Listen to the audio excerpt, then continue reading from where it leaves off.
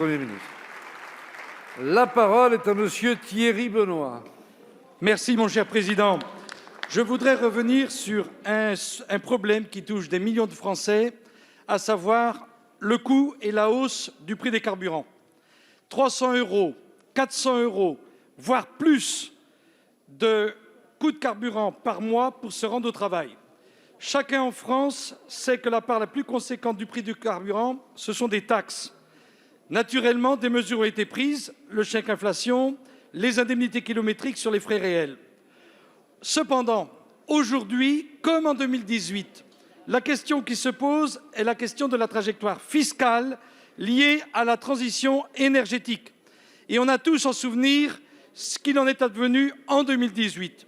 Pour exemple, pourquoi les prix à la pompe sont 20 centimes plus chers aujourd'hui qu'en 2008, alors que le pétrole est 62 % moins cher aujourd'hui qu'en 2008.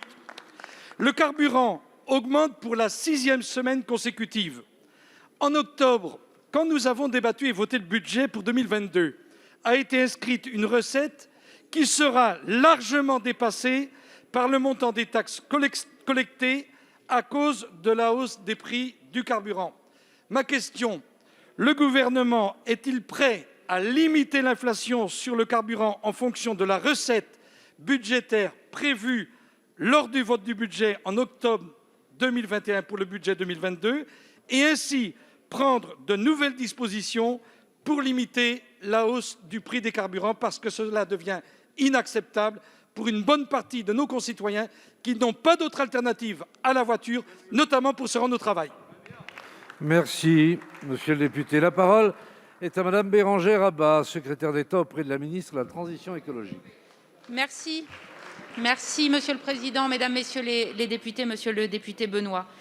Nous sommes, et vous le savez, largement confrontés à cette hausse des prix de l'énergie, une augmentation importante qui est due à des raisons étrangères à ce que nous mettons en place. Vous le savez, tous les pays du monde, ou presque, subissent ces hausses de prix.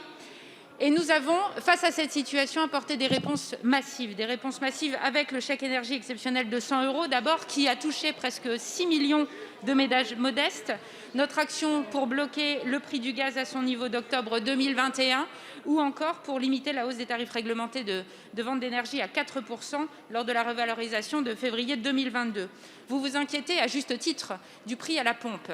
Et effectivement, face à cette hausse, nous devions également apporter une réponse. Tout d'abord, démentir une idée reçue face à ces hausses du prix de l'énergie.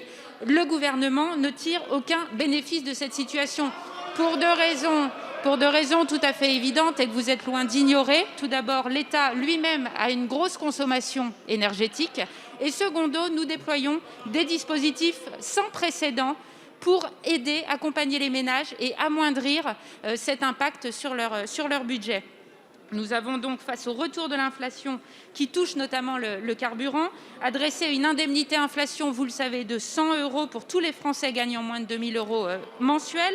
Nous avons calibré cette prime pour qu'elle couvre le surcoût calculé donc en moyenne à la pompe sur une moyenne de consommation des Français qui aurait pu les impacter à hauteur de 60 à 70 € par véhicule. Nous avons donc calibré cette prime sur cette base. Vous le voyez, donc cette action, elle est globale. Nous avons revalorisé de 10 % le barème des indemnités kilométriques. 2,5 millions de foyers français sont concernés par cette mesure dont l'effet sera rapide, contrairement à d'autres dispositifs. Et au total, monsieur le député, ce sont 15 milliards d'euros qui sont dépensés pour amoindrir ces hausses du prix de l'énergie. Merci, madame la ministre. Merci, Monsieur le Président. Monsieur le député. Je ne me satisfais naturellement pas de la réponse de la secrétaire d'État. Monsieur le Premier ministre, je me tourne vers vous. Les Français, pour une bonne partie d'entre eux, sont dos au mur dans cette affaire du coût du carburant. Comme en 2018, ils n'ont pas de solution alternative.